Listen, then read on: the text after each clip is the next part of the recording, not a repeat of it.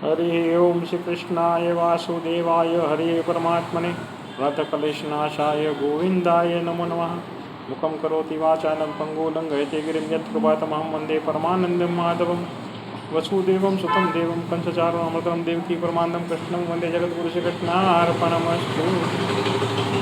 तुभ्यं वस्तु गोविन्दं तुभ्यमेव समर्पये।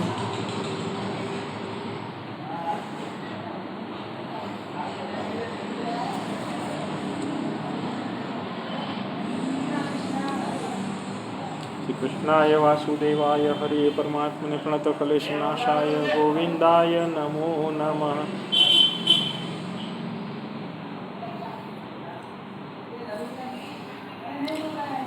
હવે ગઈકાલે આપણે શ્રીમદ ભગવદ્ ગીતા દેવાસુર સંપદરી ભાગ યોગ અધ્યાય 16 ત્રીજા ભાગનું પઠન કર્યું। આજે આપણે ચોથો ભાગનું પઠન કરી અને પૂર્ણાહુતિ સમાપન કરીશું। શ્રી કૃષ્ણ અર્પણમસ્તુ। એટલે 16મા અધ્યાયનું સમાપન। હજી 17મો 18મો અધ્યાય બાકી છે। પછી હિન્દીમાં આપણે પાછું પઠન શરૂ કરવાના છીએ, એટલે સાવ સમાપન નથી કરવાનું। શ્રી કૃષ્ણ અર્પણમસ્તુ। આત્મસંભાવિતા સ્તબ્ધા ધનમાન મદાન્વિતા જજંતે નામ યજ્ઞેસ્તે દંભે નામ વિધિપૂર્વકમ। એટલે પોતાને જ શ્રેષ્ઠ માનનારા ઘમંડી પુરુષો ધન અને માનના મદવાળા શાસ્ત્રવિધિ છોડીને દંભથી કેવળ નામ માત્રના યજ્ઞો વડે પૂજન કરે છે। એનો અર્થ એ થયો કે નામ માત્રના પૂજન કરે છે, નામ માત્રના યજ્ઞ કરે છે। યજ્ઞોમાં ધ્યાન રહેતું નથી, બારી દુન્વયી વસ્તુઓમાં ધ્યાન રહે છે, અને યજ્ઞના મંત્રોચ્ચારમાં પણ ધ્યાન હોય નહીં, અને મન બીજે બીજે ફરતું હોય। નામ માત્રના યજ્ઞ કરીને ધન અર્જિત કરવાનો પ્રયત્ન કરે એવા દંભી માણસો માટે છે। ભગવાને આ વિધાન કરેલું છે। અહંકાર, બળ, ગર્વ, કામ અને ક્રોધનો આશ્રય કરીને લોકોની નિંદા કરનારા તેઓ પોતાના તથા બીજાના દેહમાં સ્થિત એવા મારો દ્વેષ કરવાવાળા છે। તે દ્વેષી ક્રૂર અને પાપાચારી નરાધર્મોને હું સંસારમાં વારંવાર આસુરી યોનિમાં જ નાખું છું।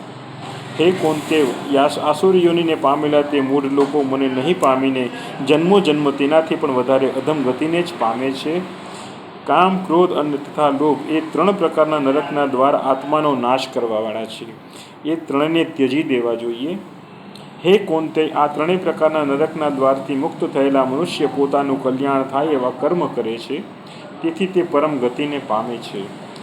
જે મનુષ્ય શાસ્ત્રવિધિ છોડીને દઈને પોતાની ઈચ્છાથી વર્તે છે તે ન તો સિદ્ધિને પ્રાપ્ત થાય છે, ન તો સુખને કે પરમ ગતિને પ્રાપ્ત થાય છે। તેથી મારા માટે શું કરવું અને શું ન કરવું એનો નિર્ણય કરવામાં શાસ્ત્ર જ પ્રમાણ છે।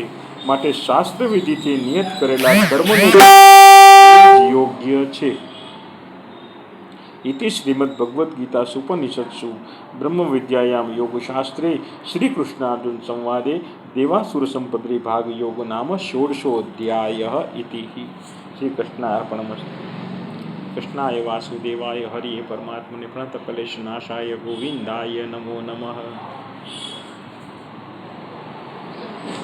कृष्णाय वासुदेवाय हरि परमात्मने प्रणतकलेशनाशाय गोविंदाय नमो नमः।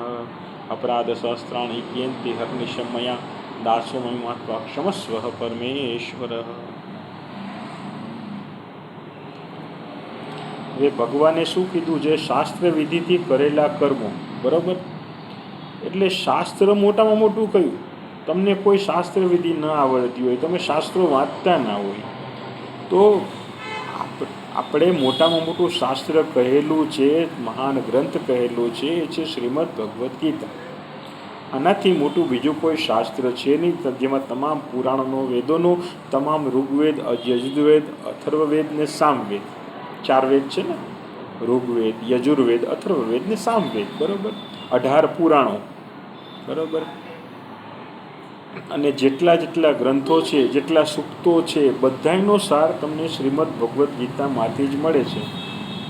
તમે એ બધા ગ્રંથો જેણે વાંચ્યા છે, એણે જ્યારે ગીતા વાંચી છે, શ્રીમદ ભગવદ્ ગીતા વાંચી છે, ત્યારે સમજાણું છે કે 18 આટલા પુરાણનો, આટલા વેદનો સાર તો એક જ ગ્રંથમાં છે. બરાબર. એટલે મોટામાં મોટું શાસ્ત્ર શ્રીમદ ભગવદ્ ગીતા છે. આને વાંચવાનું શરૂ કરો એટલે એ તમે શાસ્ત્રનું પઠન કર્યું કહેવાય. બરાબર. આગળ ભગવાન તમને બધું શીખવાડી દે, કેમ કરવું, કેમ ન કરવું. બરાબર.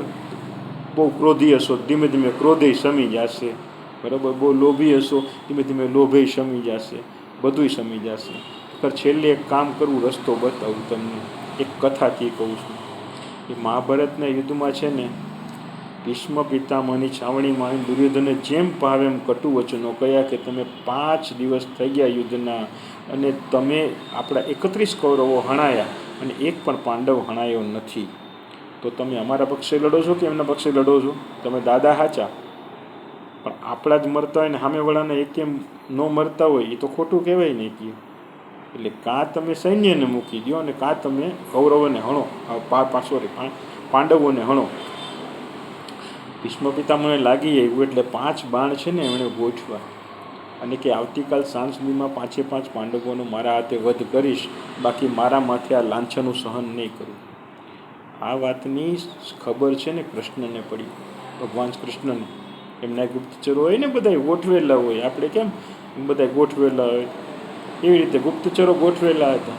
ખબર પડી, એમની એજન્સી એમને કીધું, એમની છાવણીમાં જઈને ભીષ્મ પિતામહે પ્રતિજ્ઞા કરી છે આવતીકાલ સંધ્યાકાળ સુધીમાં 5 પાંડવોનો વધ કરવાના છે. અને આ તો ભીષ્મ પ્રતિજ્ઞા મૂકે નહીં. કૃષ્ણ દોડ્યા અર્જુનની છાવણીમાં. અર્જુનભાઈ તો નિરાયતે હોતા હતા, કોઈ જાતનું ટેન્શન નહીં. 4 પાંડવો હોતા હતા. કૃષ્ણ ભગવાને અર્જુનને ઉઠાડ્યા કે અર્જુન ઊભો થા પાર્થ, બ્રેકિંગ ન્યૂઝ આવ્યા છે, તાજા સમાચાર. અર્જુનને ઊભા થઈને આંખું જોડતા કે ઓલા ભીષ્મ પિતામહ દાદાએ કે અમને મારી નાખવાની પ્રતિજ્ઞા કરી, એ જ ને વધ કરવાની આવતીકાલ સાંજનીમાં. તને ખબર છે? મને ખ્યાલ જ હોય ને કે મારી બાજુમાં છાવણી હોય ડાયડું નાખતો હોય, મને ન ખબર હોય દુર્યોધન. તો કે તું સૂતો છો? તો કે હા, હોવાનું જ હોય ને, કે શું કરવાનું હોય? કેમ સૂતો છો? તને નિંદ્ર કેમ આવે છે? પ્રભુ તમે જાગો છો ને,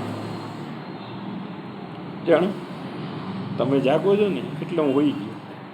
હું કાંઈ મૂર્ખ નહોતો કે તમારી 11 અક્ષોહિણી સેનાને ત્યાગ કરીને મેં માત્ર તમને લીધા, તમને મારા સારથી બનાવ્યા. હવે સ્વયં કાળ પણ પ્રતિજ્ઞા કરે ને, મને ચિંતા નથી. ક્યારેક ભગવાનને ખબર પડી કે મોટી સમર્પણની ભાવના અર્જુનમાં છે, અને તરત જ રાતોરાત શિખંડીને તેડાવ્યા. અને અર્જુન, શિખંડીની કથા તમને બધાને ખબર જ છે, બરાબર. અંબાલિકા પૂર્વજન્મમાં જેનું હરણ કર્યું હતું ભીષ્મ પિતામહે, પછી લગ્ન નહોતા કર્યા અને તરછોડી દીધા હતા 3ને, બરાબર. એનો શ્રાપ હતો અને સ્ત્રીની સામે હથિયાર ઉપાડતા નહોતા ભીષ્મ પિતામહ. શિખંડી ન તો સ્ત્રી હતા ન તો પુરુષ હતા. એટલે બીજે દિવસે શિખંડીને અર્જુન અને ભીષ્મ પિતામહની વચ્ચે ઊભા રાખી દીધા. જેવું ભીષ્મ પિતામહે નીચે ધનુષનું મૂક્યું, કેમ કે એમના હાથમાં જે ધનુષ હતું, જ્યાં સુધી હાથમાં ધનુષ હોય ત્યાં સુધી કોઈ એમનો વધ નહોતું કરી શકતું, બરાબર. એ ધનુષ્ય એટલું શક્તિશાળી હતું. જેવું ધનુષ્ય હેઠે મૂક્યું અને અર્જુનનું બાણ સીધું પહેલાં હૃદયને વિધિને આરપાર નીકળી ગયું. આ ગોઠવણ ભગવાન કૃષ્ણે કરી. શું કામ? કેમ કે અર્જુનમાં પૂરેપૂરી સમર્પણની ભાવના હતી કે જે કરશે એ કૃષ્ણ કરશે, મારે હવે કાંઈ કરવાનું રહેતું નથી.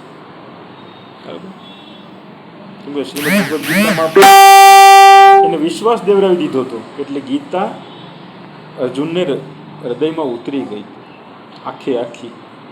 એવી રીતે આપણે હૃદયમાં આ બધું ઉતારી લેવાનું છે અને કૃષ્ણના શરણે થઈ જવાનું છે. શ્રી કૃષ્ણ અર્પણમસ્તુ. અપરાધ સહસ્ત્રાણી 83 ક્ષમામાં દાસોમય પાક્ષસ પરમેશ્વર. શ્રી કૃષ્ણાર્પણમસ્તુ. તુભ્યમ વસ્તુ તુભ્યમેવ સમર્પય. કંઈ બોલવામાં કંઈ ભૂલચૂક થઈ હોય તો ક્ષમા આપજો. ગુરુજનો જ્ઞાનીજનો આશીર્વાદ આપે, બરાબર. અને લાઈક, શેર અને ફોલો કરે, પ્રભુ પ્રેરણા કરે તો. શ્રી કૃષ્ણ અર્પણમસ્તુ.